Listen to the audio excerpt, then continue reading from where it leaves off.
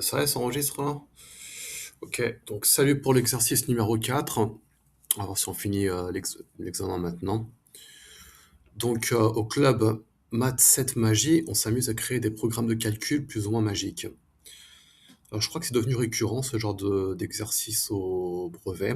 Moi j'aime beaucoup, hein. Je vous avoue que c'est quelque chose qui, quand j'avais votre âge, m'a aidé à apprécier les maths tout simplement. Alors ici, donc le programme de Zoé, on choisit un nombre, on soustrait 4, on multiplie par 2 et on ajoute 8. Ok, donc je fais le calcul dans ma tête. Alors le nombre en lui-même, c'est x, on ne sait pas ce que c'est, hein. Tu peux choisir n'importe quel chiffre, quel nombre réel. Ok, donc x moins 4 fois 2, ça fait 2x moins 8. On ajoute 8, ça fait 2x. Vérifiez que si on choisit 10 comme nombre de départ, on obtient 20 avec ce programme, effectivement. Donc ça fait, le programme de Zoé est égal à 2x, on choisit un nombre x moins 4, on multiplie par 2, donc là on distribue le 2, donc ça fait 2x moins 8, parce que 4 fois 2 ça fait 8, donc 2x moins 8, on ajoute 8, 2x moins 8 plus 8, donc ça fait 2x tout simplement. Et donc si le x est égal à 10, c'est bon, on obtient 20, quoi. Voilà, tout simplement. Quel résultat obtient-on avec ce programme, si on choisit 7 comme nombre de départ? Bon, on obtient 14. Zoé prétend que son programme est magique, car quel que soit le nombre choisi, le résultat est toujours le double du nombre de départ. A-t-elle raison? Oui, elle a raison, comme on vient de le mentionner et de l'expliquer. Ok, donc partie B, le programme de Fred.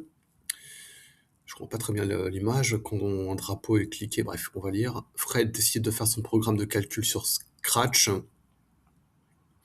Démontrer que si le nombre de départ est x, le résultat obtenu avec le programme de Fred est 20x plus 50. Bon, c'est quoi son programme? C'est quoi ton programme? Alors, demander, choisir un nombre et attendre. Ok, donc on met x. Mettre comme multiplié par 4, c'est ça? Machin là. Ça, c'est quoi? C'est multiplié par 4.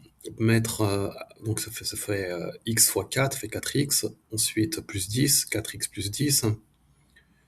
Et puis quoi, multiplié par 5.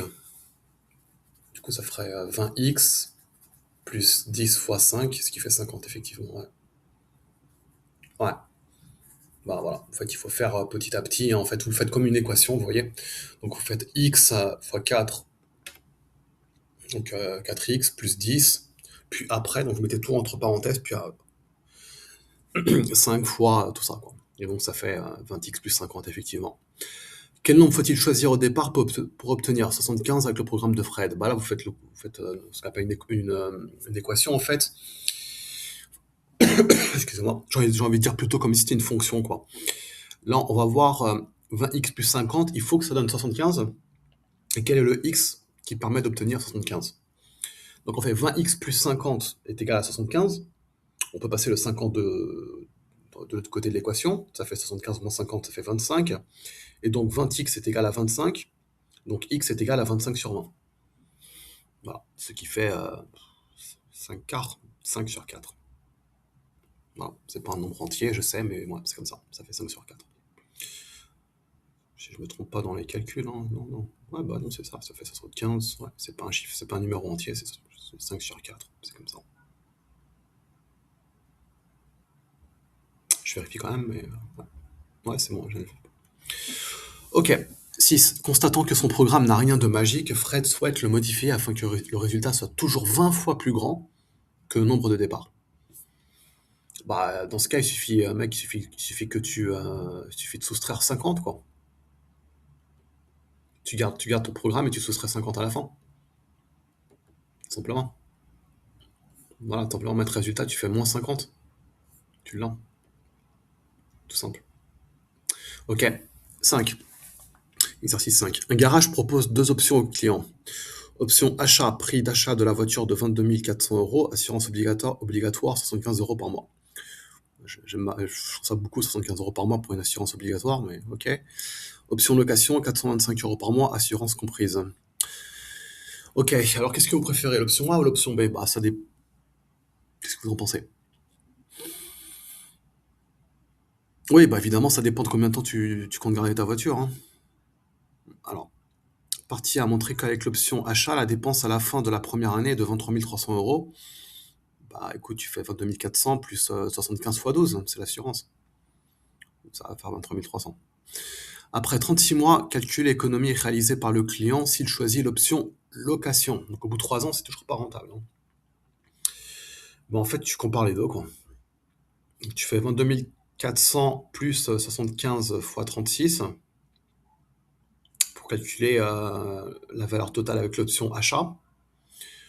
Et moins, donc elle va être supérieure, parce que cette valeur va être supérieure à l'option location, donc moins 425 fois 36. Voilà, tout simplement. 3. Afin de comparer les dépenses correspondantes à ces options, le client a réalisé le tableau suivant à l'aide d'un tableur.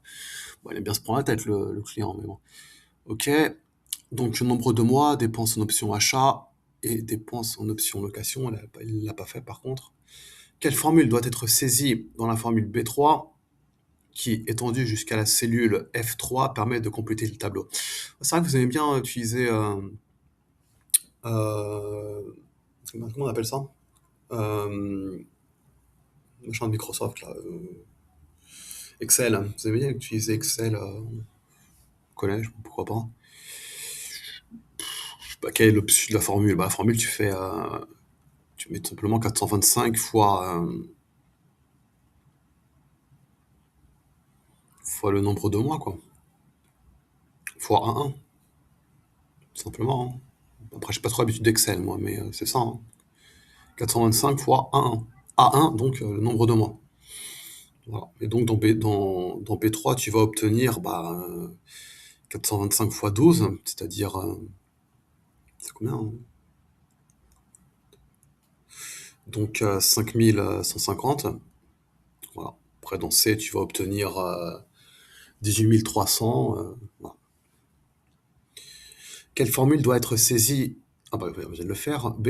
On souhaite maintenant modéliser les deux options précédentes par des fonctions. Bon, c'est très simple, hein.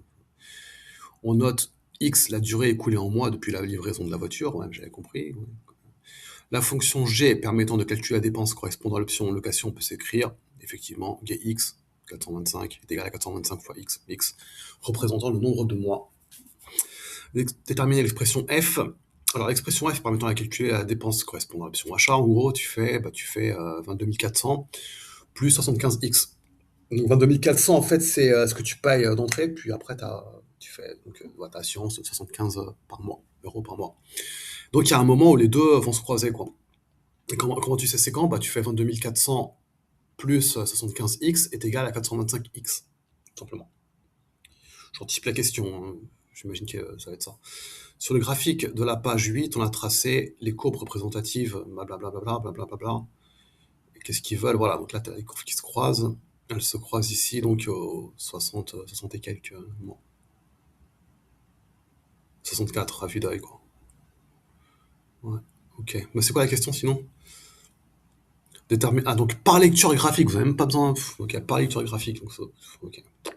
Du 64e mois, quoi. Il vaut mieux, en fait, au bout donc du 64e mois, c'est-à-dire au bout de 5 ans et 4 mois, bah, il vaut mieux, en fait, acheter la voiture, quoi, plutôt que de la louer.